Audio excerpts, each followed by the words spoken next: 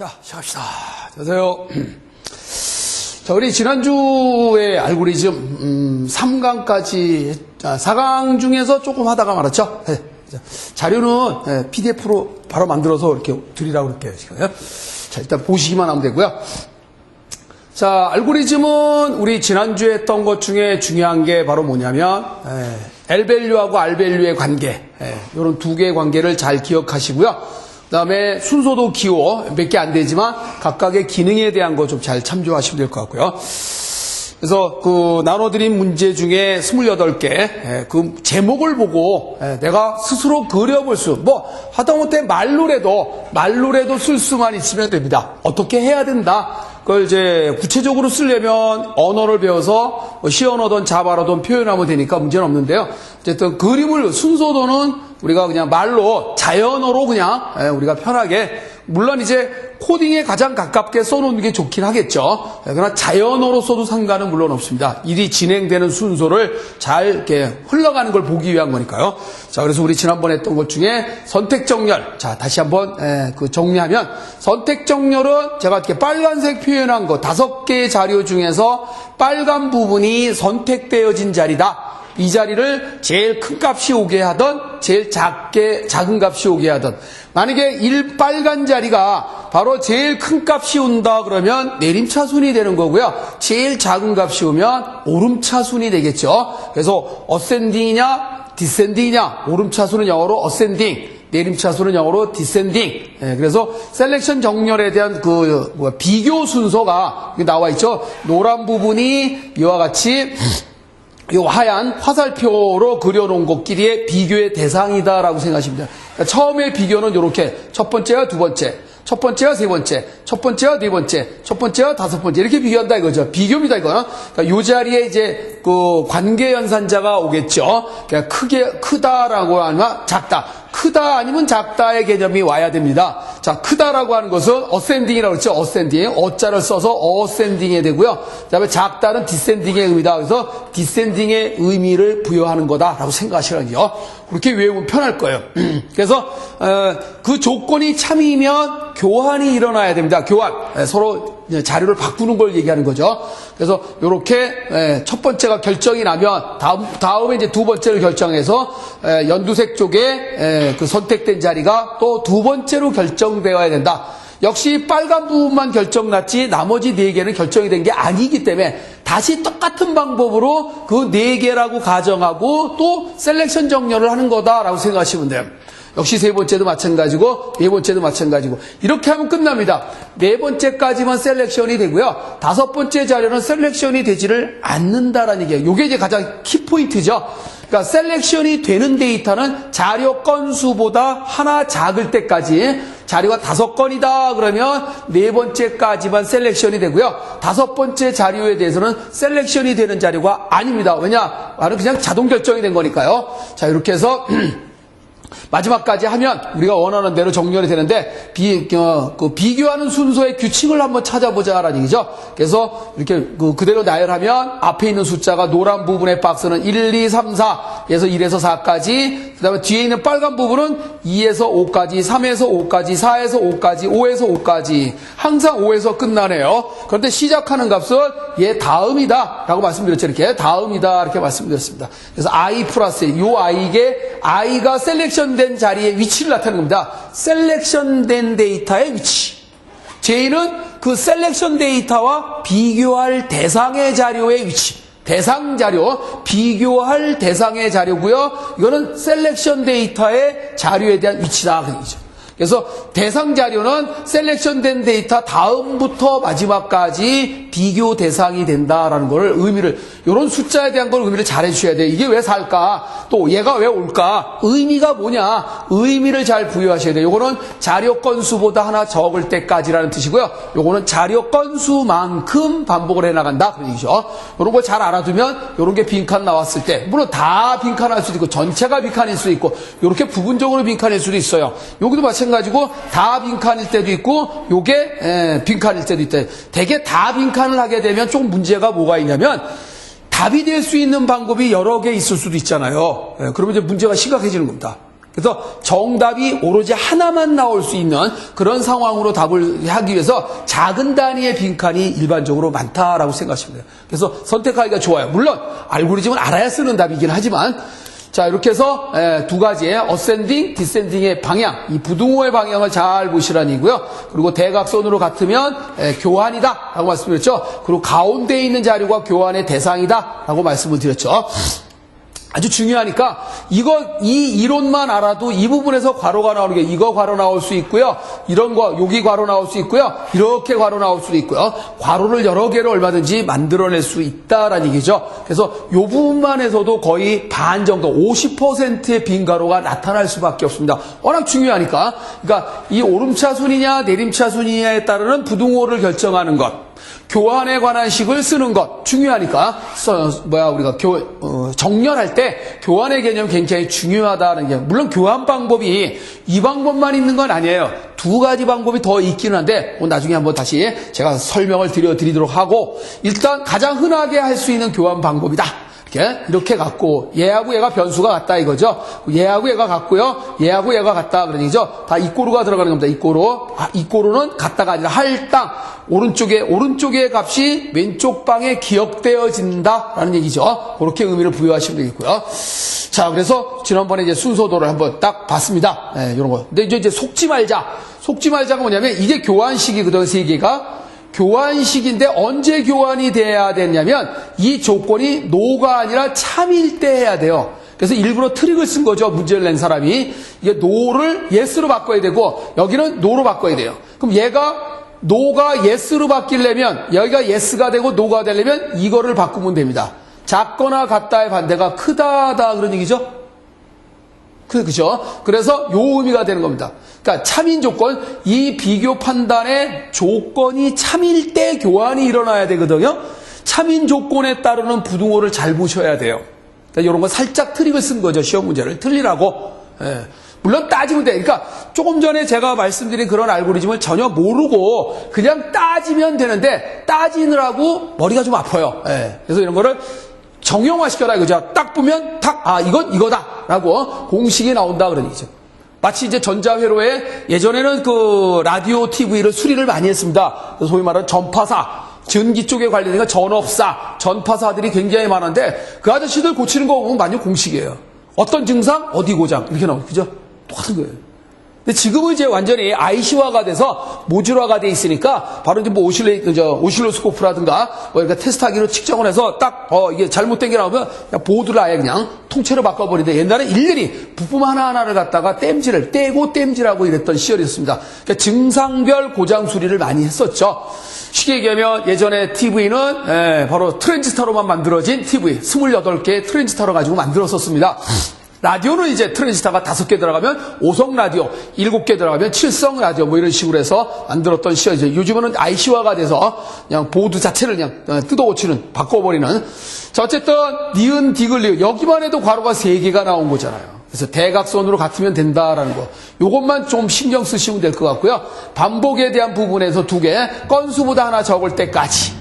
입력받은 건수, 그 다음에 그 배열, 자료가 들어가는 기억 장소의 배열도 n개를 잡았습니다. 물론 이렇게 쓰지는 않지만 어쨌든 알고리즘이니까 그냥 이렇게 흉내를 낸 겁니다. A라는 이름으로 가진 배열의 n개만큼 n개의 방을 확보했다 그런 얘기예요. 준비방에서. 그래서 확보된 n개만큼의 방에다가 리드 반복을 해서 여기 지금 반복 표시는 안 했지만 요 의미가 반복의 의미예요. 또 이렇게 A의 i번째 방에다가 자료를 읽어드리는데 i는 1부터 n까지 컴마 1이 생략된 거예요. 그래서 1부터 자료 건수만큼 반복을 하면서 읽어드려라 그런 얘기예요.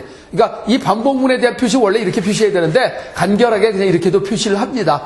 자, 이거는 어떤 의미냐면 옛날에 포트란 과학기술 영어였던 포트란에서는 이렇게 반복문이라는 명시에 의한 반복을 안 하고 이렇게 묵시적으로 이렇게 표현을 해도 이게 반복문의 의미를 나타났다 그런 얘기죠. 자, 그래서 아마 옛날에 그 순서도를 냈던 분들이 포트란 했던 분들이라 이렇게 표시를 한 걸로 알고 있습니다. 자, 어쨌든 또 반복의 i는 1부터 n-1까지 컴마 1이 생략된 거죠. 그리고 여기서 아까는 j는, 자, 여기서 조금 전에 뭐가 올까? 굉장히 고민이 될 거예요. 이런 거 통째로 쓰라 그러면 밑에서 쭉 내려와요. 바로 내려오자마자 제일 먼저 만난 이 j를 보세요. j가 얼마인지를 알아야 써먹을 거 아니에요. 그렇죠? 그래서 j에 관한 정의가 반드시 나타나야겠죠, 먼저? 써먹으려면은 그 값에 대한 값이 정의가 돼 있어야 돼요. 그래서 요게 j를 보고, 여기는 j에 관한 식일 거다라고 의미를 부여하시면 돼요. 이해하시죠? i는 여기 나왔잖아요. 정의를 했으니까 여기서 써먹은 거예요.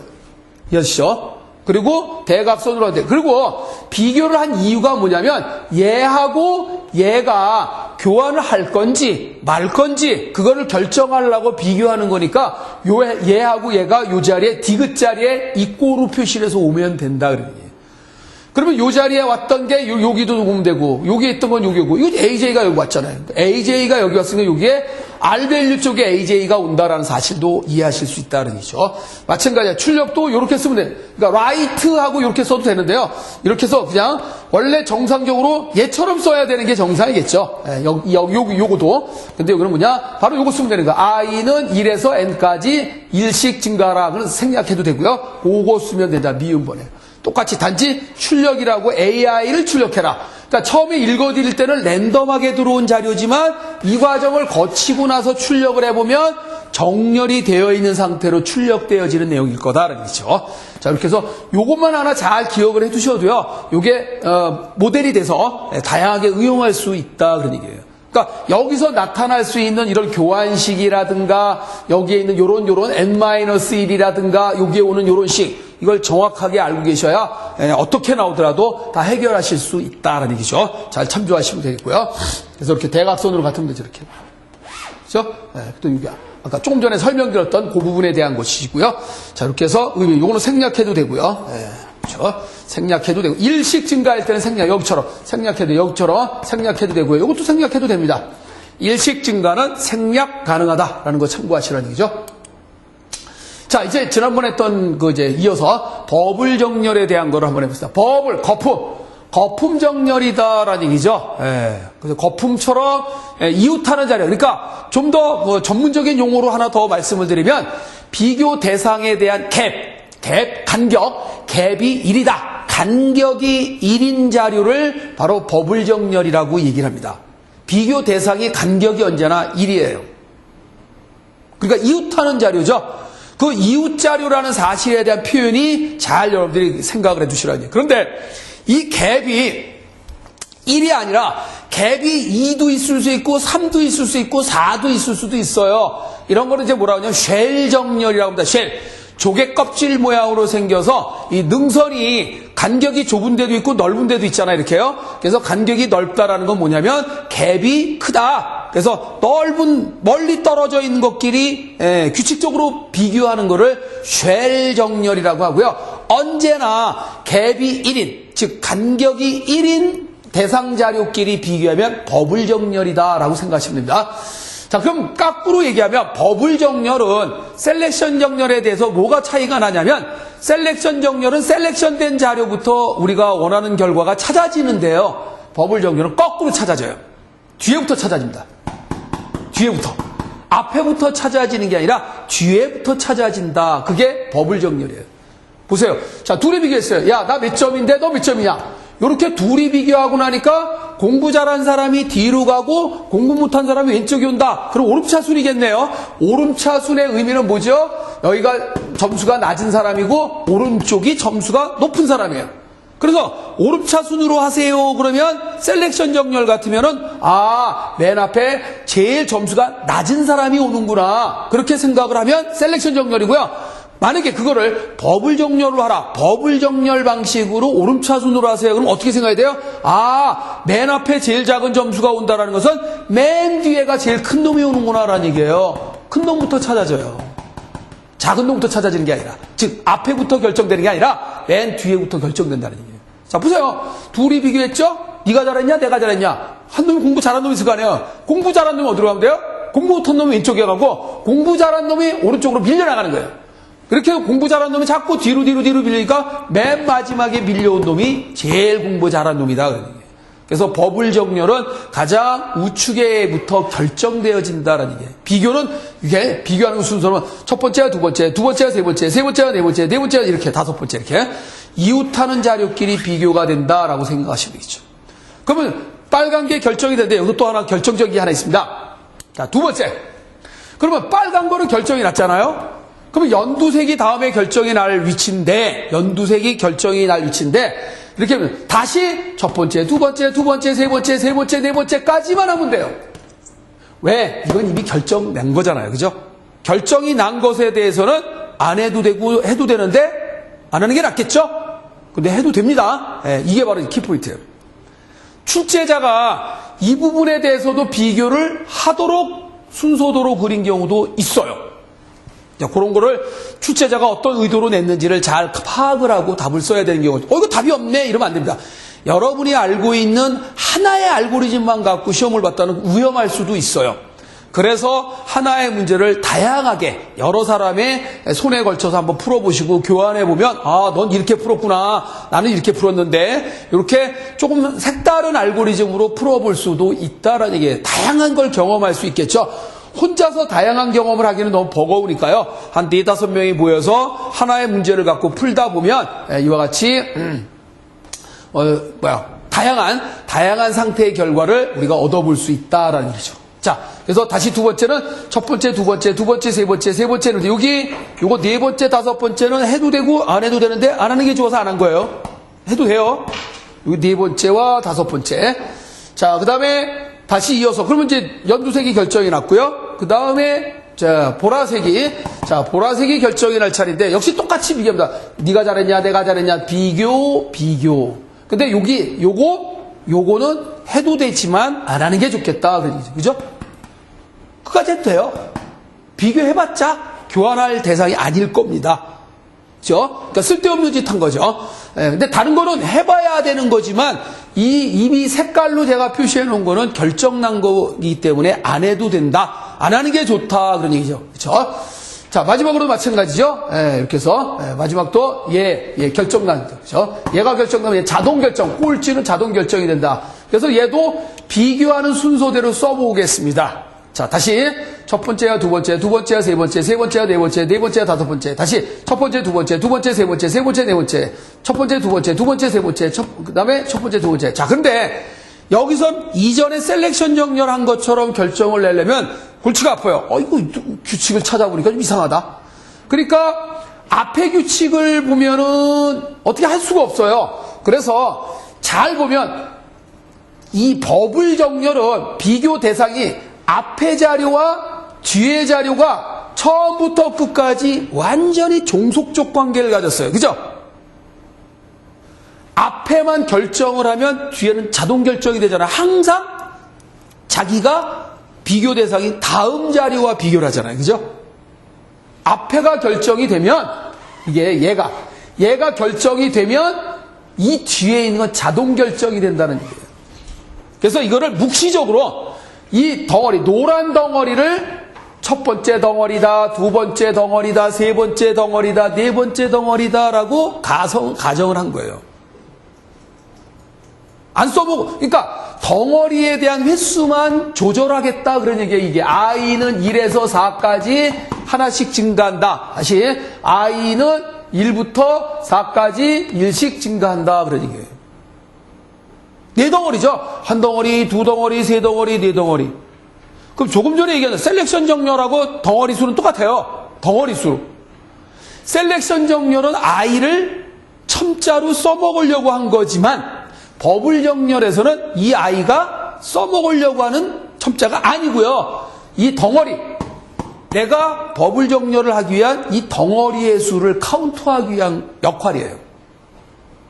자료가 만약에 100건이었다. 그럼 이런 덩어리가 몇 개 생겨요? 99개 생기겠죠? 그렇잖아요. 무슨 말인지 알죠?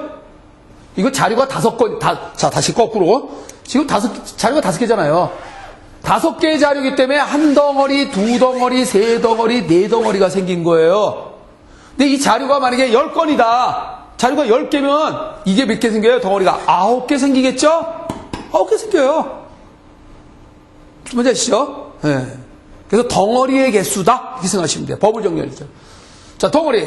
그래서 이 노란 덩어리 전체를 한 덩어리, 두 덩어리, 세 덩어리, 네 덩어리라고 이름을 붙인 겁니다. i는 하나에서 네 덩어리까지 하나씩 증가하는 반복을 해라. 그런 얘기예요.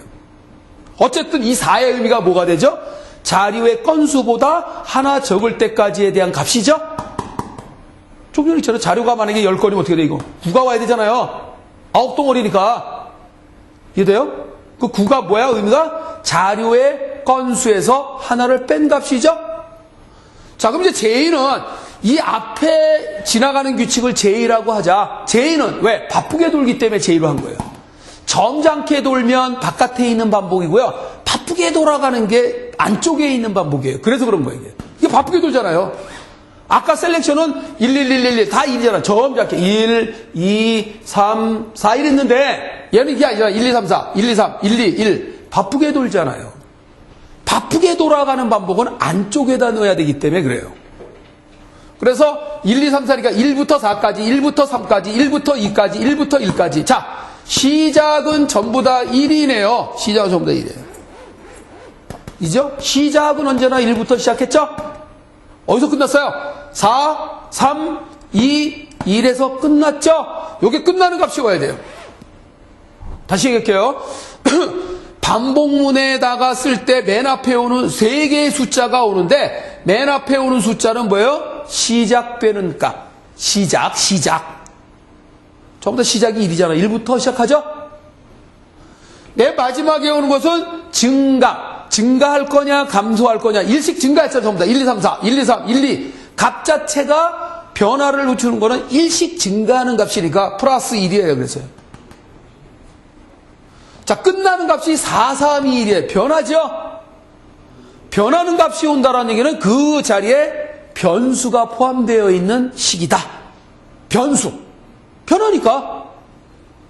그래서 이 규칙, 4, 3, 2, 1이라는 값이 나오는 규칙이 바로 뭐냐? 여기서 만든 이 i에 대하여 5에서 이 i 값을 빼주면 돼요. 그죠? 처음에 i가 1이잖아요. 2를 빼면 4가 되잖아. 그 다음에 i가 2니까 2 빼면 3이잖아. 그 다음에 i가 3이면 3 빼면 2가 되잖아. 그죠? 그러니까 4, 3, 2, 1이 되죠, 자동으로? 종속적 관계를 가진 거잖아요. 변수이면서. 그러니까 이렇게 변한다라는 얘기는 변수를 포함해야 된다라는 얘기예요. 줄어들기 때문에 빼기, 마이너스 i가 된 겁니다. 줄어들어야 돼요. 이해하시죠? 네. 그러니까 이런 걸 찾아내는 게 좀 어려워요. 그럼 이건 뭡니까? 이 5가 뭐예요? 자료의 건수가 된다는 얘기예요. 그럼 만약에 이 자료가 10건의 자료였다면 이 자리를 뭐가 와야 돼요? 9가 와야 되고 여기는 10-i 이렇게 와야 된다 그런 얘기예요. 이해하셔요? 이 5가 자료의 건수를 의미하는 값이다 그러니 자료 건수. 자, 이렇게 해서 의미를 잘 부여를 하셔야 돼. 이게 처음 하는 사람 굉장히 어려운 부분이에요. 사실은 결코 쉬운 건 아니에요. 근데 이제 알고 나면 모든 게 그렇죠. 알고 나면 되게 웃기고 쉬워요. 단순해요. 조금 지난주에도 제가 말씀드렸지만 셀렉션 정렬이나 버블 정렬은 정렬 중에 가장 미련한 정렬이고 가장 쉽게 구현할 수 있는 정렬이에요. 누구나 생각할 수 있는 정렬이고. 근데 그걸 초업자라고 그러면 당연히 어려워요. 말은 알겠는데 실제로 구현해 보려니까 조금 깔끔하지 못한 경우가 많아요. 완벽해야 됩니다. 이 프로그램은요, 글자가 하나 틀려도 에러가 나고요. 그죠? 예, 문법적으로 틀려도 에러가 나지만, 글자가 하나 틀려도 에러가 난다, 이게. 엉터리 다 자료가 들어가면 그것도 에러가 나고요. 너무 큰 자료가 들어가도 에러가 나고. 그래서 그런 것까지 다 막아주려고 하면 그렇게 쉬운 일은 아니다라는 얘기죠. 자, 그래서 버블 정렬은 잘 나와요. 왜냐하면 이거는 다양하게 응용할 수 있는 문제 중에 하나입니다. 자, 그걸 감안을 해주시고요. 자, 그럼 한번 볼까요?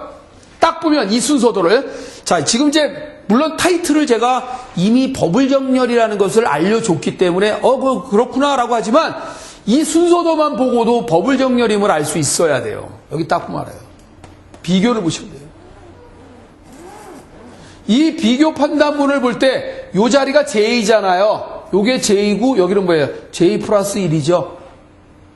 J와 J 플러스 1과의 관계는 어떤 관계냐? 이웃하는 자료다라는 걸 의미하는 거죠. 금방 알 수 있어요. 그래서 이웃 자료끼리 비교가 되니까 이거를 버블 정렬이다라고 이렇게 하게 돼요. 이게 이제 고급스럽게 가면 쉘 정렬이 될 수도 있어요. 쉘 정렬. 이웃하는 자료가 좀 가변적일 수 있습니다. 갭이 1일 수도 있고, 갭이 2가 될 수도 있고, 갭이 4가 될 수도 있고, 이렇게. 자, 그리고 속지 말라고 그랬죠. 자, 이 부등호가 작거나 같다죠? 그런데 속지 말라고 그랬습니다. 이 교환식이, 세 줄에 대한 교환식이 참일 때, 이 조건이 참일 때 교환을 해야 되기 때문에 이게 노잖아요. 이 노하고 여기가 yes니까 이걸 바꿔야 돼요. yes하고 no를 이 자리가 yes가 되게 해야 됩니다. 그러면 얘를 바꾼다는 얘기는 뭐예요? 이걸 바꾸면 되죠. 이거 또 바꿔야 돼요. 같이. 이거 바꾸면 뭐가 되죠? 이렇게 되겠죠? 이해하십니까? 무슨 거예요? 이렇게 부등호가 이렇게 표시된 뭐라고 써요? ascending, 오름차순. 이거 오름차순 정렬이다. 그러니. 이해하십니까? 오름차순. 자, 꼭. J와 J 플러스의 1의 위치는 이웃하는 위치다라는 얘기죠. 제가 설명을 이제 달아드린 거지만. 그리고 이거 보세요. 자료 건수보다 하나 적죠? 자료의 건수보다 하나 적고, 그 다음에 여기가 1이고, n-i. 왜? 이 n은 자료 건수입니다. 자료 건수가 돼야 되고 자료 건수에서 빼기 요 i를 빼야 돼요. 이해하셔요? 그런데 이게 i가 아니라 1이 될 수도 있어요. 아까도 얘기했지만 비교가 요 부분 여기 지금 생략을 했잖아요. 이게 안 해도 되니까 안 한 거예요. 이걸 다 쓰게 되면 어떻게 돼요? 규칙적이죠? 1부터 4까지, 1부터 4까지, 1부터 4까지, 1부터 4까지 이렇게 되죠? 그럼 차라리 편하죠? 아, 여기가 있으면, 여기. 그죠? 여기도 있어도 된다 그랬잖아요. 여기도 있어도 된다 그랬잖아요. 할 필요가 없으니까 안 하는 거지만, 해도 된다 이거예요. 이해돼요? 물론 비교해봤자 교환할 건 아니지만, 그럼 단순해지는 거야, 더. 왜? 1부터 4까지, 1부터 4까지, 1부터 4까지, 1부터 4까지. 그럼 1부터 4까지죠, 뭐. 4가 뭐예요? n-1이죠? 그러니까, 참, 눈이 뼈도 괜찮아요, 이게. 요걸 일자로 보던, i자로 보던, 틀리진 않죠. 근데 i가 더 좋죠. 1도 된다고요. 이해하셔요? 예. 자, 그렇게 해서, 그리고, 여긴 빈 가로가 없지만, 요렇게 같죠? 요렇게 같죠? 요렇게 같아요. 그래서 교환식을 보면 또 알 수 있는 게 가운데 세 개의 식 중에서 가운데에 있는 이 L밸류와 R밸류의 값이 교환 대상이에요.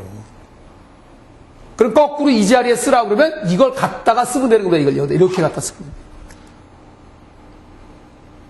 절대적 100%는 아니지만 거의가 여기에 있는 변수하고 여기하고 얘하고 같아요. 얘하고 얘가 같다 그런 얘기예요. 거의가. 이해하세요? 비교한 이유가 뭐야? 교환할 건지 말 건지를 결정하려고 한 거니까. 자, 이건 이제 출력하는, 정렬된 걸 출력하려고 한다. 그러니까 이 부분에서 빈 가로가 뭐 요런 부분, 요 부분이라든가, 요 부분이라든가, 여기라든가, 그 다음에 뭐 이런 거라든가, 전체라든가 이렇게 빈 가로를 얼마든지 할 수 있다. 그런 얘기예요. 그러니까 이제는 너무 식상을 해서 셀렉션 정렬하고 버블 정렬이 너무 많이 나왔어요. 계속 안 나올 데가 없어서 거의. 그러니까 다른 거하고 이제 묻어서 나옵니다. 그러니까 조금 이제 어려워지는 거죠. 그러니까. 그래서 알고리즘을 못 풀면 다른 거 다 100점 맞아도 되긴 하지만 다른 부분에 70점. 그러니까 알고리즘 점수 30점 빼고 나면 70점인데 다른 거 뭐 알고리즘 빵점 맞으면 70점 다 맞으면 되지 않냐. 그걸 어떻게 다 맞아요? 차라리 알고리즘을 30점 다 맞는 게 쉬워요. 공부 조금만 하면. 근데 이제 혼자 공부하려니까 조금 버겁고 어렵다 이렇게 느껴지기 때문에 그런 건 있지만 기본만 되어 있으면 알고리즘은 차라리 순서도는 30점 그대로 맞을 수 있다 이게. 어떤 어려운 문제가 나오더라도 왜? 그 알고리즘 자체를 짜는 게 아니라 주어진 알고리즘을 가지고 순서도에 빈칸을 메꾸는 거기 때문에 문제에서 주어진다는 얘기예요. 문제에서 이 알고리즘은 이렇게 풀려고 하는 알고리즘이다 라고 문제에서 주어진다 이게. 그래서 문제를 충실하게 읽으라는 얘기예요. 대충 읽고 문제를 풀지 마시고요. 문제를 완전히 숙지하고 난 다음에 순서도에 손을 대라고요. 그러면 됩니다. 그게 더 빨라요. 그러니까 쓰라고요. 문제를 딱 보고 여기서 요구하는 게 요거네. 요거를 처리하려면 어떤 형태의 식이 나와야 된다. 그게 나오잖아요. 부분적으로. 물론 완벽해야지만 30점 다 맞는 거지만 부분적으로라도 맞출 수 있잖아요. 문제에서 요구하는 걸 잘 읽으시면. 자, 그래서 버블 정렬은 굉장히 중요한 거고요. 자, 이렇게 해서 버블 정렬 끝냈고요. 자, 이제 개선된 버블이 무슨 뜻이냐면